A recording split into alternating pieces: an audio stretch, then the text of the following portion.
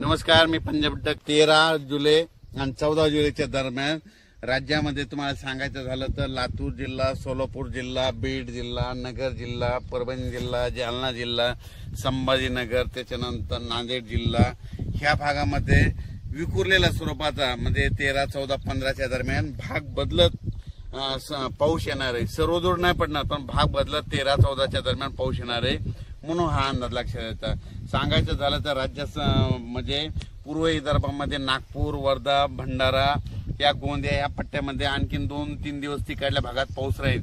पण राज्यात मात्र सर्वदूर तर सध्या तरी पाऊस नाही। पण राज्यात मग तुम्हाला एक सांगू इच्छितो की राज्यामध्ये सध्या तरी विखुरलेल्या स्वरूपाचा भाग बदल जिथं पडला तिथं अर्ध्या तासाचा, 1 तासाचा, 20 मिनिटाचा, 10 मिनिटाचा असा पाऊस पडणार आहे म्हणून हा अंदाज लक्षात यायचा।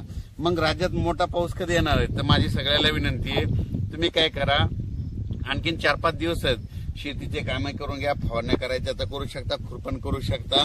कारण की राज्यामध्ये 17-18च्या नंतर काय होणार आहे, तामिळनाडू, आंध्र प्रदेश आणि कर्नाटक या भागामध्ये आतापर्यंत 1-1.5 महिना झाला पाऊस नाही।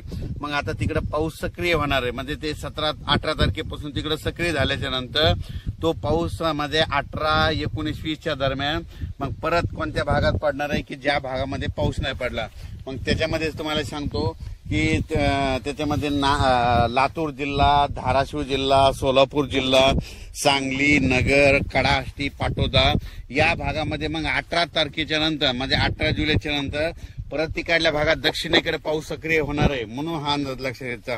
म्हणजे सांगायचं झालं तर तुम्हाला सांगू इच्छितो राज्यात मात्र पुन्हा परत 20 तारखेच्या नंतर आणखीन पाऊस वाढतच जाणार आहे। पण 18च्या नंतर काय होणार आहे की जे पट्टा आहे म्हणजे कोणता जे भाग पावसापासून वंचित झालेला आहे, लातूर जिल्हा, बीड जिल्हा, सोलापूर जिल्हा, नगर जिल्ह्याचा काही भाग म्हणजे हे भाग आणि सांगली जतचा काही भाग, पंढरपूर या भागामध्ये तुम्हाला सांगू इच्छितो तुमच्यासाठी खरंच आनंदाची बातमी, 18 जुलैच्या नंतर तुमच्या इकडे पाऊस चांगला सक्रिय होणार आहे। कारण की काय होणार आहे, कर्नाटक, आंध्र प्रदेश, तामिळनाडू, केरळकडे तिकडे पाऊस सक्रिय होणार असल्यामुळे आता तिकडचा पाऊस आपल्या